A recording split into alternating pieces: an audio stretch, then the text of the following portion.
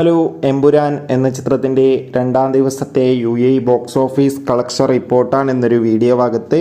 വീഡിയോയിൽ മുൻപ് video like ചെയ്യുക, ചാനൽ സബ്സ്ക്രൈബ് ചെയ്യുക. മാർച്ച് ഏപ്രിൽ മാസങ്ങളിൽ അങ്ങോട്ട് ധാരാളം ചിത്രങ്ങൾ OTT റിലീസ് ചെയ്യും. നമ്മുടെ ചാനൽ ഭാഗം പരിശോധിച്ചാൽ നിങ്ങൾക്ക് ആ വീഡിയോയ്ക്ക് കാണാൻ വേണ്ടി സാധിക്കുന്നതായിരിക്കും. മോഹൻലാൽ, പൃഥ്വിരാജ്, മഞ്ജു വാര്യർ, ടൊവിനോ തോമസ് എന്നൊക്കെ പ്രധാന കഥാപാത്രങ്ങളായി ഇന്നലെ മാർച്ച് 27 റിലീസിനെത്തിയ ചിത്രമായിരുന്നു എമ്പുരാൻ. ചിത്രത്തിന് ഇപ്പോഴും നല്ല മികച്ച പോസിറ്റീവ് റെസ്പോൺസ് തന്നെയാണ് പുറത്തുവന്നുകൊണ്ടിരിക്കുന്നത്. അതുകൊണ്ട് തന്നെ ഏവരുമേറെ ആകാംക്ഷയോടെ എമ്പുരാൻ എന്ന ചിത്രത്തിൻ്റെ കളക്ഷൻ റിപ്പോർട്ട് അറിയാൻ വേണ്ടി കാത്തിരിക്കുകയാണ്.